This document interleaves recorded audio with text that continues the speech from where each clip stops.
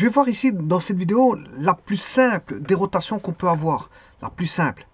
Eh bien, la plus simple des rotations qu'on peut avoir, c'est par rapport à un axe. Soit X, Y ou Z. Alors, d'abord, avant tout, je vais mettre la matrice de... Ici, vous venez de voir la matrice de translation, ici. Et je vais mettre la matrice de rotation.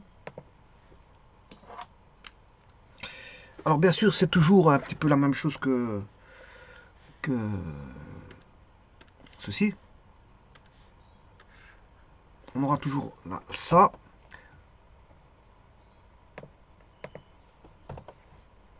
Ça, on l'aura toujours. Bien sûr, comme j'ai dit matrice, on aura une matrice comme ceci. Et bien sûr, j'aurai la transformation du repère 2 vers le repère 1, qui est la variance vectorielle tout simplement. Et ici, il suffit d'aller chercher ceci.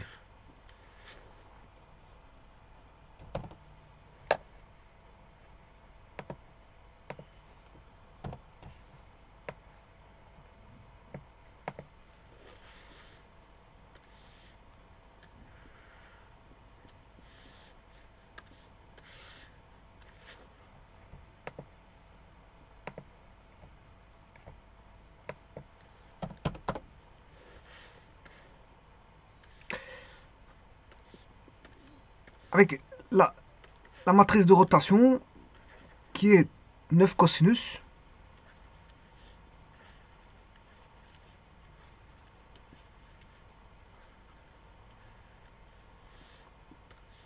Alors vous écrivez toujours ici x1,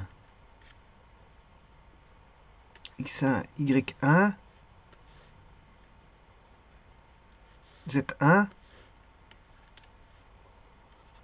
x2, y2, z2,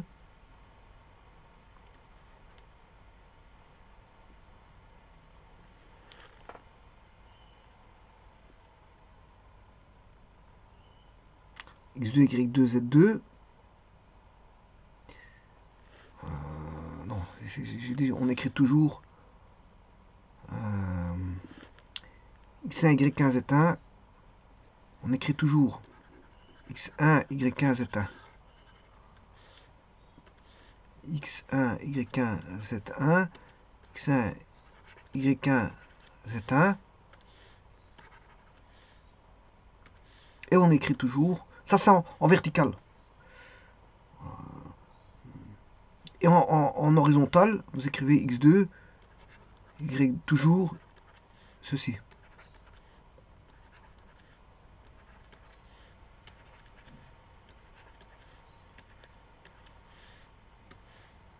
Point virgule.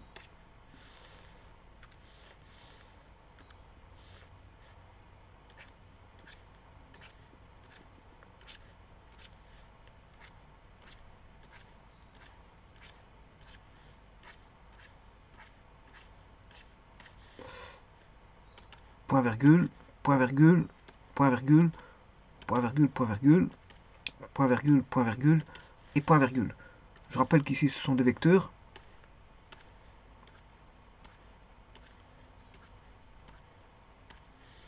C'est vecteur position d'une coordonnée, d'un point P.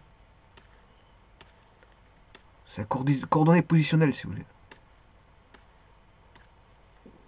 Ouais, par contre ici, ouais, voilà.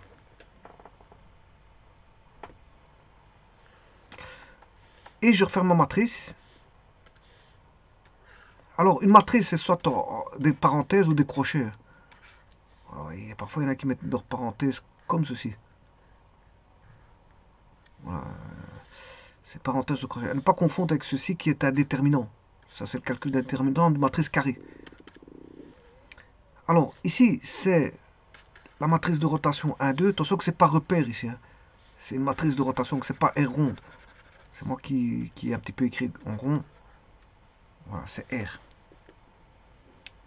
Voilà. Alors maintenant, je vais appliquer ça à la plus simple des expressions qu'on peut avoir.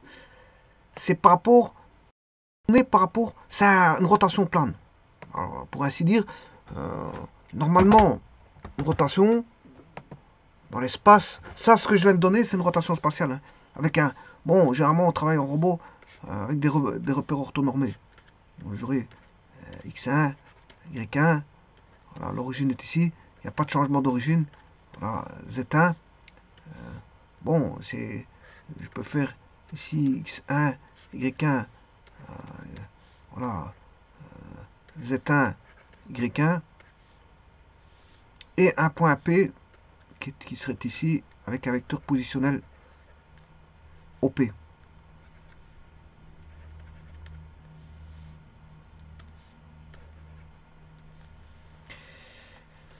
Alors, le plus simple, la plus simple des rotations, c'est la rotation plane, dans un plan.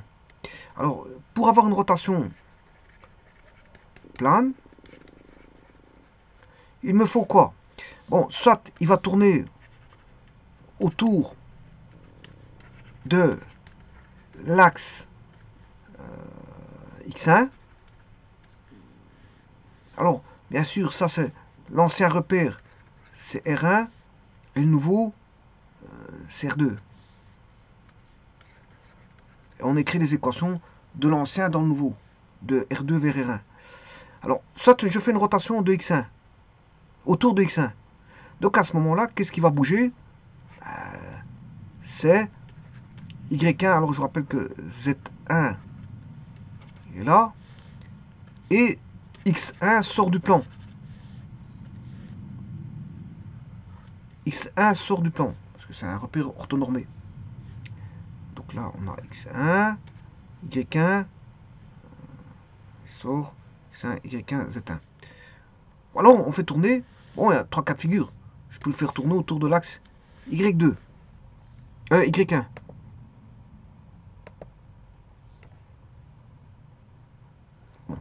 Donc, je vais les faire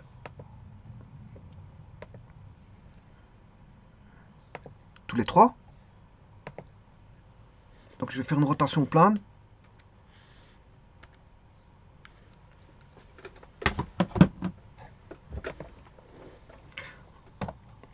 Rotation plane autour de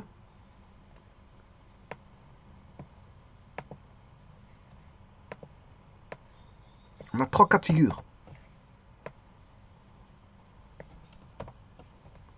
Je peux tourner autour de X. Et je rappelle que le repère il est orthonormé. Hein. Voilà. Je vais travailler avec des repères orthonormés.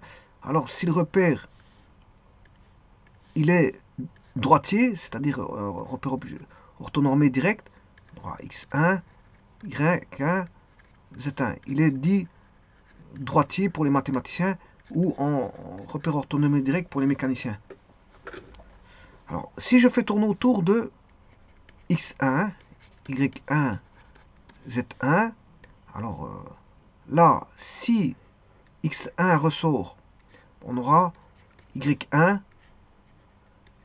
Z1. Si X1 ressort. Donc, si Y1... Non, attention qu'ici, sortir, c'est pas ça. Hein. Ça, c'est justement entrer. On voit la flèche. Hein. Il entre. La flèche, elle sort. Et voilà, il sort. Je m'excuse. Je me suis trompé. Donc, là maintenant, si je vois Y1 sortir, pour qu'il soit repère orthonormé direct, il faut X1 comme ceci et Z1 comme ça. Y1 sort, on a X1 et Z1. Maintenant, si Z1 sort, ben, on a X1 comme ceci et Y1 comme ça. Bon. Et donc là, je peux effectuer la rotation de repère. Hein. Voilà, j'aurai une rotation Y2 orthonormée, Z2 perpendiculaire ici. Là, on aura une rotation Z2 X2. Là, j'aurai une rotation X1 Y2. Attention à parler trop loin parce que c'est orthonormé.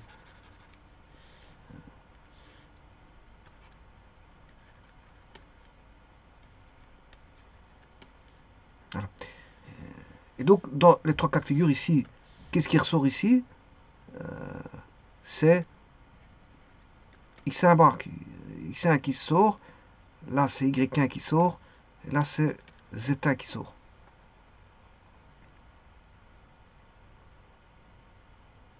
Voilà, et donc je vais en prendre un des cas de figure, un des trois cas de figure, pour voir que devient la matrice. Bien sûr, elle se simplifie, hein. Vous aurez compris qu'on aura une simplification.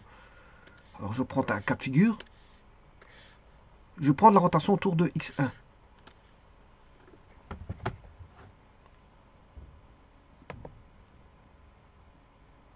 Et puis je vais le faire sur GeoGebra, en automatique.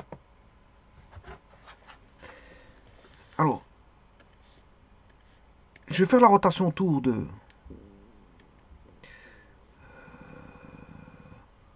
x1, ou plutôt de... Ouais, je considérais sur GeoGebra, je considérais que l'axe x, c'est l'axe y, et l'axe y, c'est l'axe des z. Voilà. Sur GeoGebra, je considérais ça comme ça. Attention que c'est des vecteurs de base, hein, ça. C'est comme si vous mettiez i. Là, c'est comme si j'avais mis le vecteur j, le vecteur k, et le vecteur i, il est sortant. Ou si vous voulez, c'est comme si on mettait aussi... là, c'est le vecteur x qui est sortant. C'est comme si on mettait le vecteur E1, voilà, E2 et E3. Pas confondre, c'est pas l'axe X, c'est le vecteur de base. Hein. J'ai bien dit qu'en standard, c'est le vecteur de base. Voilà. Donc, on va considérer que sur GeoGebra, l'axe des X, c'est l'axe des Y. Et l'axe des Y, c'est l'axe des Z. Alors, on va considérer ça, voilà, comme vue. Ça, c'est la première chose. La seconde, si je fais une rotation,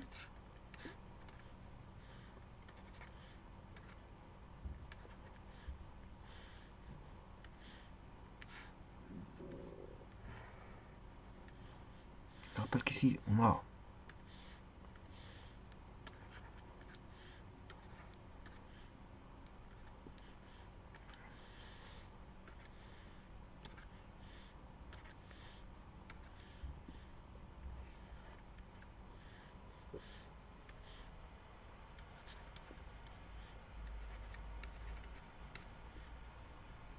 voilà, on va faire une rotation comme ceci.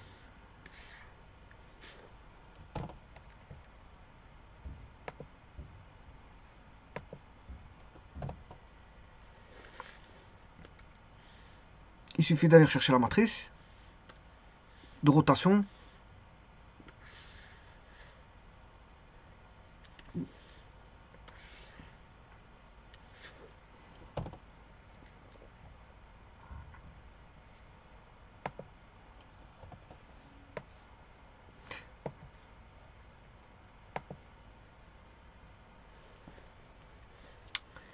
Alors, l'axe X1, X1, X1, X2, X1, X2. Bah, justement, là, ça fait 0.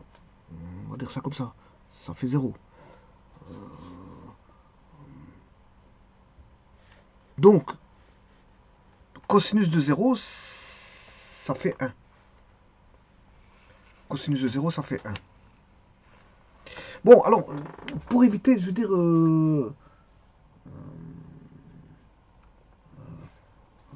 bon, pour éviter tout... Parce que, en fait, ici, je me rends compte que... bon, ça va pas me simplifier la vie, ça, pour expliquer. Ça va pas me simplifier la vie. Bah, disons que je préfère prendre le repère de GeoGebra. Comme ça, parce que je vais travailler sur GeoGebra. Parce qu'après, bon, il faut commencer à réfléchir sur beaucoup de choses. Donc, ici, ce que je vais faire, je vais jouer avec le repère. Je vais faire tourner, non pas. Parce qu'après, il faut remettre l'Y en X et tralala, tralala. Je vais travailler avec le vrai repère de GeoGebra. Donc, je vais faire une rotation autour, comme j'ai dit. Je ne vais pas prendre ça. Autour de Z1. Comme ça, je conserve l'axe de GeoGebra. Comme ça, pour faire des des vérifications, c'est beaucoup plus facile pour moi. Alors, on va dire ça comme ça. Donc on a x1, y1. Donc je vais le faire tourner autour de z1. C'est une rotation autour de z. Donc je vais prendre plutôt celui-là. Prendre plutôt celui-ci. Comme ça, pour la vérification sur GeoGebra, ce sera beaucoup plus simple. On va dire ça comme ça. Alors, je recommence. Je vais reprendre ce repère.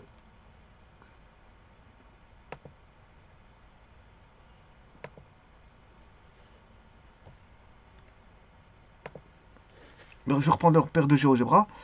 Donc avec une base qui est... Attention, c'est le vecteur de base. Hein, ça. Vecteur de base. x1, y1. Le vecteur z1, ben, il sort du plan. Voilà. Et je vais faire une rotation. Voilà. x2, y2. Voilà. Alors, je vais rechercher ma matrice de rotation. Ce qui m'importe le plus, c'est ça. Parce que les points XP, YP, ZP, ben, je vais les mettre. Je les mettrai après. C'est moi qui les choisirai.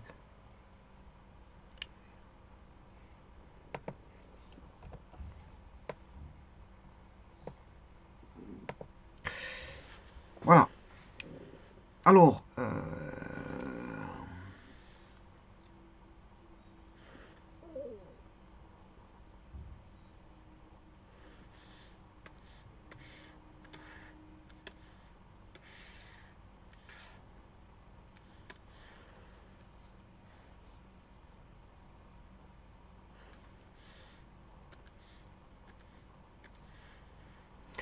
x1, x1, x2, ce sera un angle alpha.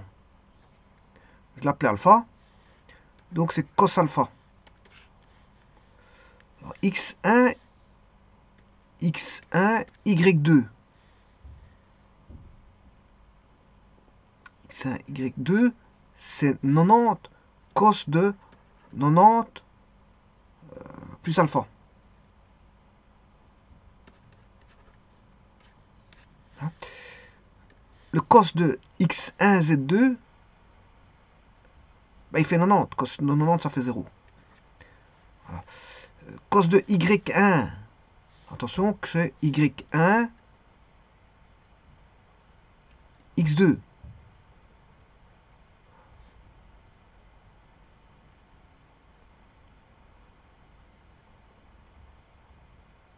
y1.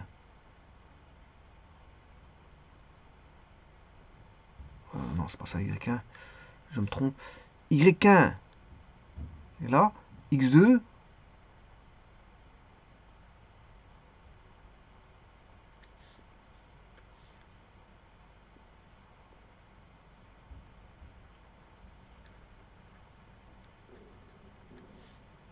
C'est l'angle là. Donc, ça, c'est le cosinus de 90 moins alpha. Donc, cos de y1, y2.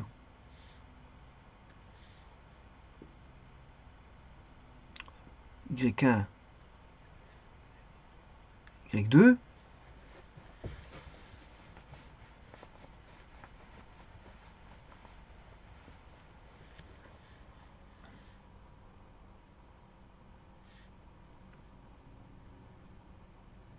y1, y2.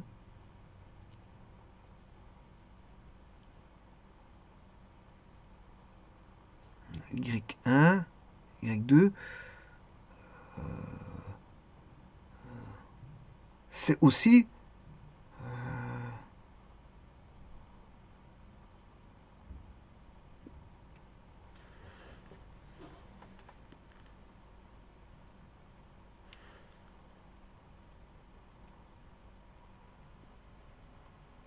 cos de y1,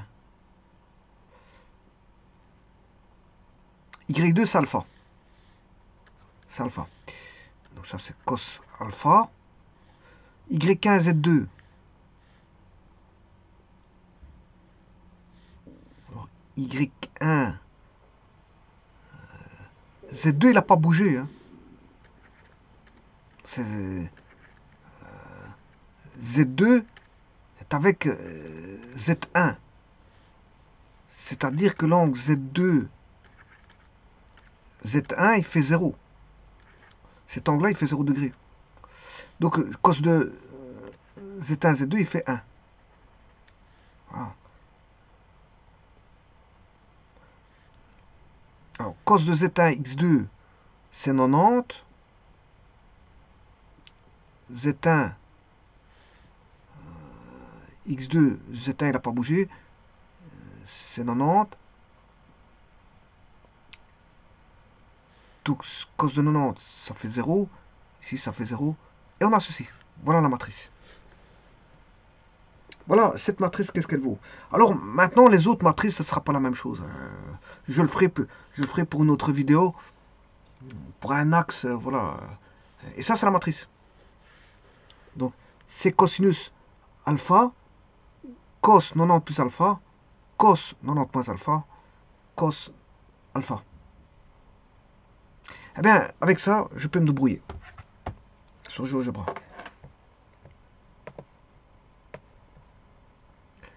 Alors, je vais faire tourner d'un angle de 30 degrés.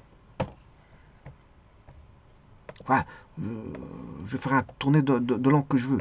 Parce que je vais mettre juste un curseur.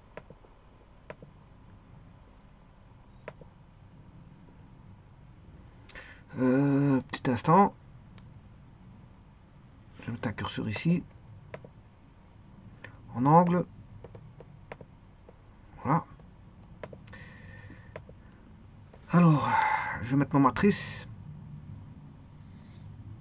Je vais d'abord calculer le cos de alpha.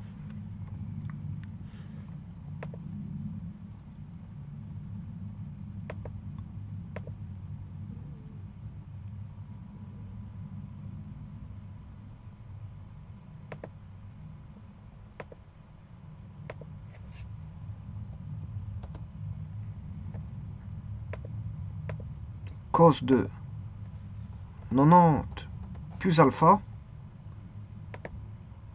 cos de 90 moins alpha,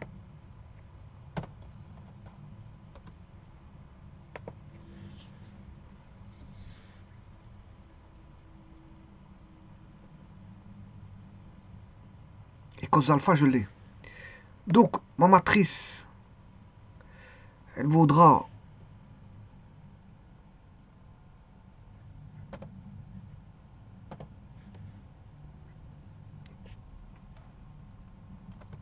cos alpha, virgule B, virgule 0, virgule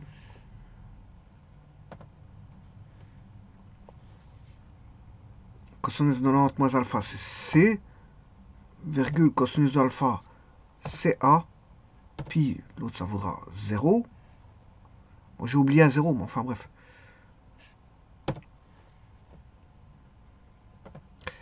Et le dernier vaudra 0,0,1. Voilà.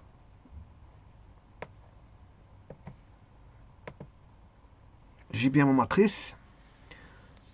Voilà, c'est ma bonne matrice. Hein, voilà, c'est la bonne matrice.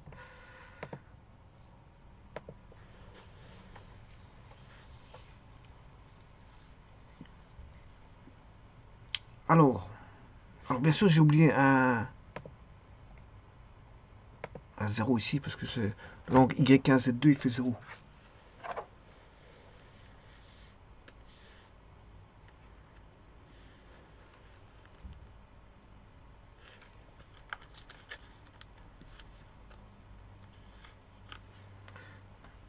Bon, j'ai ma matrice.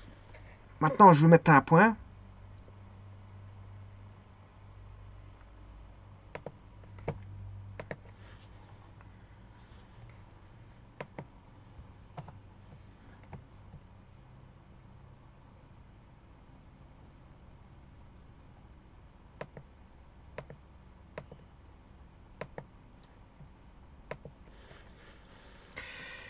Alors, le point que je vais situer dans le repère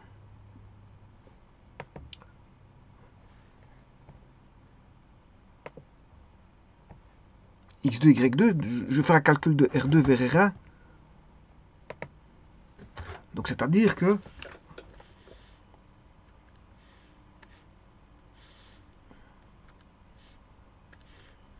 j'ai x1, y1, x2. Je l'ai fait tourner, je vais le faire tourner d'un angle alpha. Et là, j'aurai... Voilà. Alors, la coordonnée que je vais mettre, c'est... Bien sûr, ici, c'est x1. Je m'excuse. C'est x2, y2, c'est r2. Ici, c'est x1, y1, c'est r1. Et je le fais tourner d'un angle alpha. La coordonnée que je veux donner, c'est celle qui est là. Hein. C'est dans le repère R2. Attention à ça. Le point P ici, il va te donner par rapport au repère R2. Hein. Par exemple, et là, je vais aller chercher après les coordonnées, justement, dans le nouveau, l'ancien repère, dans l'ancien. Donc c'est-à-dire que je vais aller chercher les coordonnées. Le but de la manœuvre, c'est de chercher que vous, voilà, ici dans cette coordonnée-là, cette coordonnée-là. Donc, que vaut ceci dans le repère R1. Voilà. Donc moi, la coordonnée, je vais la donner dans R2.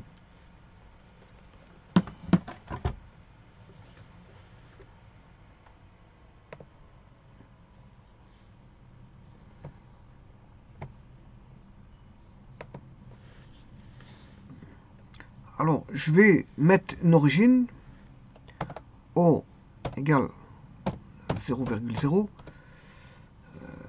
Je vais mettre deux axes. Alors, Y égale tangente d'alpha.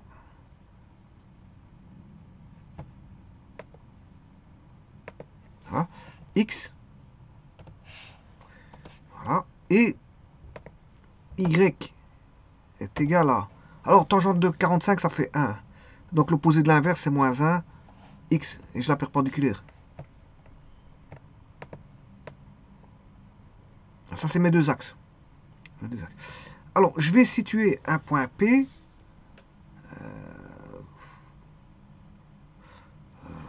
où je veux. Le problème, c'est que il faut que j'ai des entiers, mais enfin, bref, c'est pas grave. Je vais mettre un point P. Voilà. Je vais mettre ce point-là. Ici. Alors, pour savoir exactement où je dois le placer par rapport à XY, je dois aller chercher la transposer. Mais enfin, bref. Ici, je mets un point quelconque. Je le ferai après. Je vais vous montrer ce que je voulais dire. Un petit instant.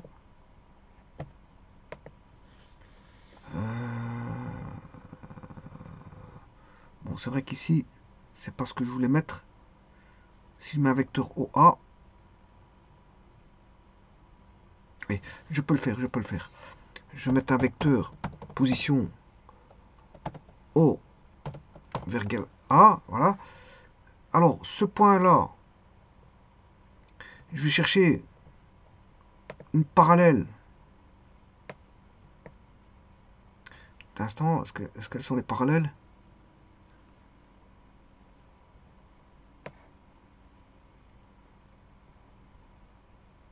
Parallèle de ceci passant par là et une parallèle de ceci passant par là. Chercher l'intersection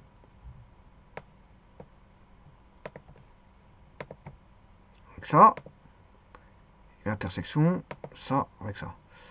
Je crée le vecteur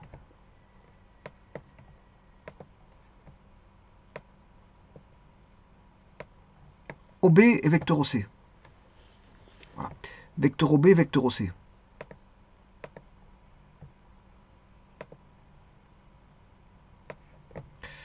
Donc, vecteur O, B, le vecteur O, C. Voilà, il suffit d'aller chercher la norme de V. La norme de V. Voilà, et la norme de Alors, oh, non, c'est plutôt la norme de... Je vais d'abord faire la norme de W. Comme ça, j'ai le X et la norme de V. Voilà. Alors là, c'est le point dans le plan. Hein. C'est le point A, dans le repère R2. Le repère R2 qui est, voilà, OBC. Hein. OBC, c'est le repère R2. Je vais retirer les droites ici. Mettre le segment AC, segment AB.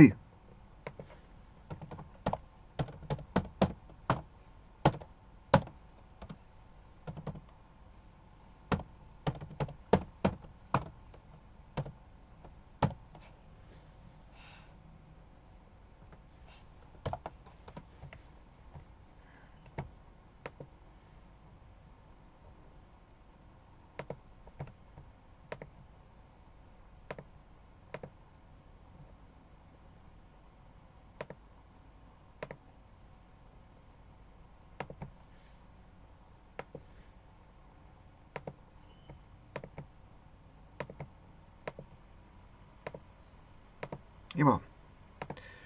Donc si vous voulez, ça c'est la coordonnée de A dans le repère R2. Repère R2. Alors, le repère R2, c'est celui-ci. Hein.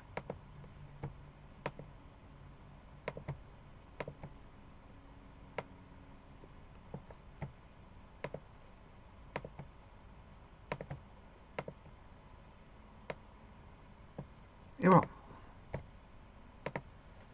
Ça c'est le repère en bleu, c'est le repère, c'est le nouveau repère. Comparativement au repère de GeoGebra qui est XY, OXY. Alors le tout maintenant c'est de repérer qu'est-ce que ça vaut sur GeoGebra. Pour ça, je vais chercher la matrice M1. Donc je vais créer une matrice hein, qui est voilà DE, module DE.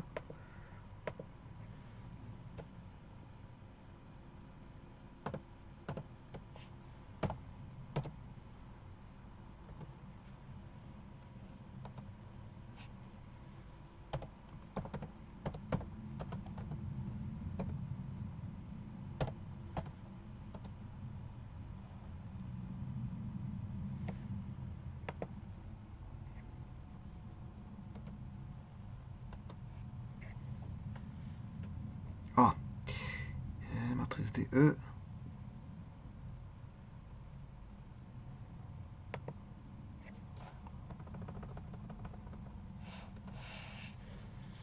Alors maintenant, il suffit de multiplier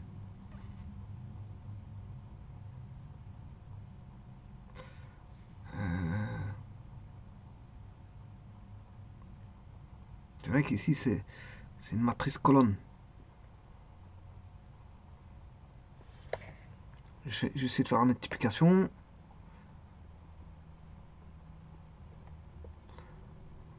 M1 fois M2.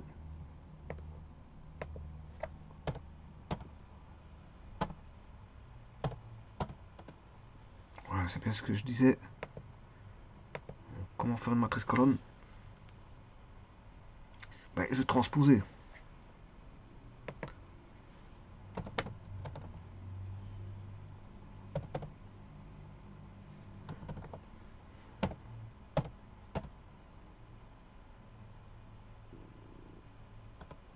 Voilà, c'est ça. 5 et voilà. Je vais transposer ça. Et là, maintenant, je peux faire la multiplication M1 fois M3.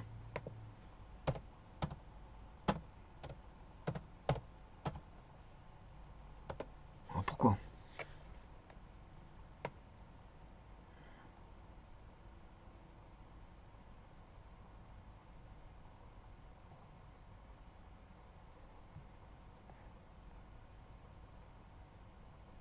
Ah oui, c'est ça. Parce qu'en fait, il manque une coordonnée. Ils sont dedans. Je vais mettre 0. Parce qu'ici, bon, il n'y a pas de... je vais mettre 0. D'office. Parce qu'en Z, il n'y a pas de transformation.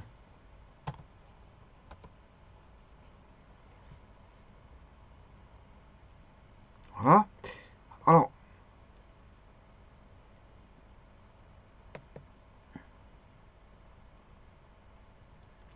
je vais mettre un vecteur unitaire.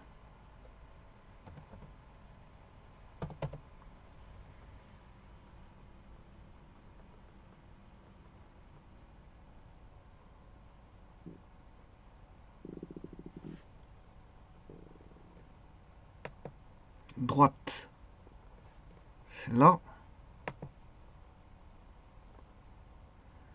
C'est la droite F.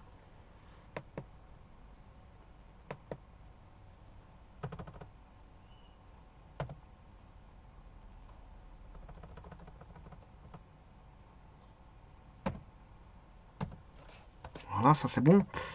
Et un vecteur orthogonal à celui-là.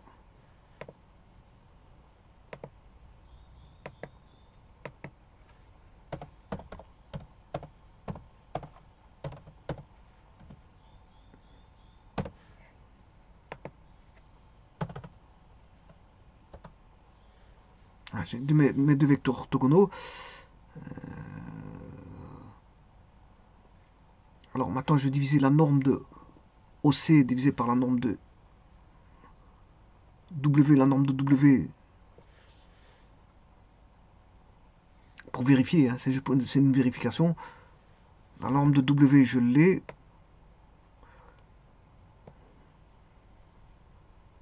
Ouais, la norme de W, je l'ai. 5,65. M3, 5,65. En X.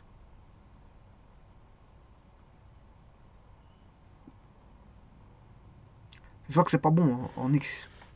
Et ma M3 ne donne pas la bonne réponse. Alors 4,24. C'est bon. En fait, il y a peut-être un problème dans la matrice ici.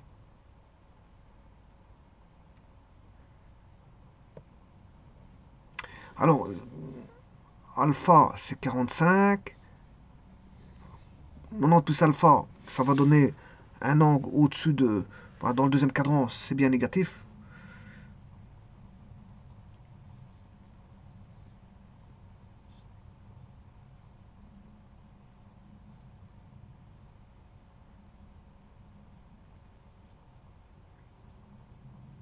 Cosinus d'un angle, c'est négatif. Alors pourquoi? C'est peut-être la multiplication matricielle qui n'est pas bonne. 5,65, c'est le X. Le Y, c'est 4,64, 0. Je l'ai mis en colonne.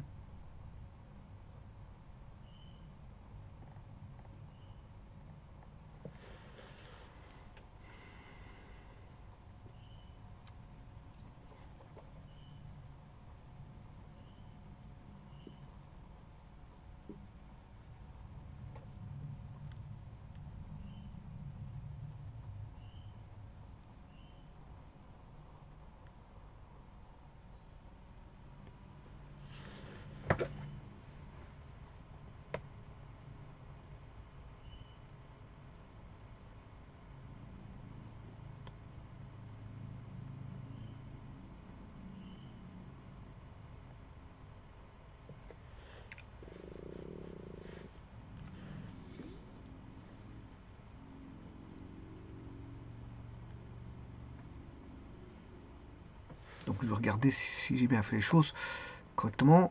Le cosinus de 0,707.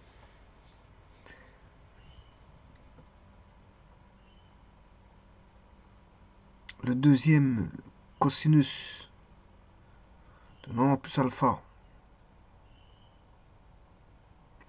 Ah, le problème il vient des degrés.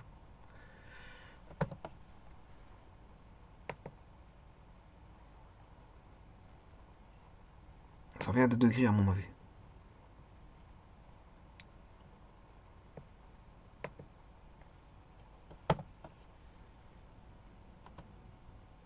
Ouais, parce que le cosinus de 90 plus alpha, ouais, c'est 135. Hein. Le cosinus de 135, ça donne pas. Voilà, ça c'est déjà mieux. Je préfère ça. Voilà, maintenant allons voir la matrice.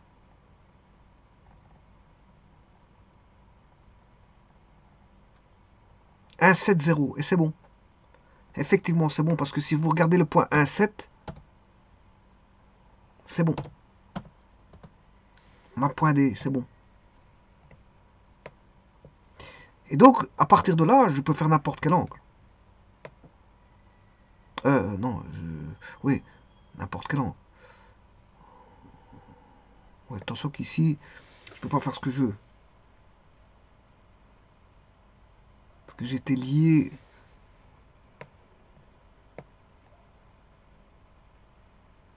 Euh, Voilà. Mais en tout cas, c'était 1,7. Pour le point que j'ai pris, c'était 1,7. Donc c'est bon. La manœuvre, elle est bonne.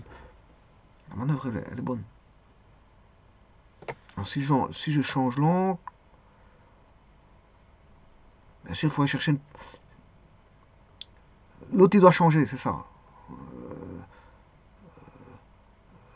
L'axe, l'autre axe, il doit changer en perpendiculaire. Hein. Sinon, j'aurais pas de bonnes valeurs.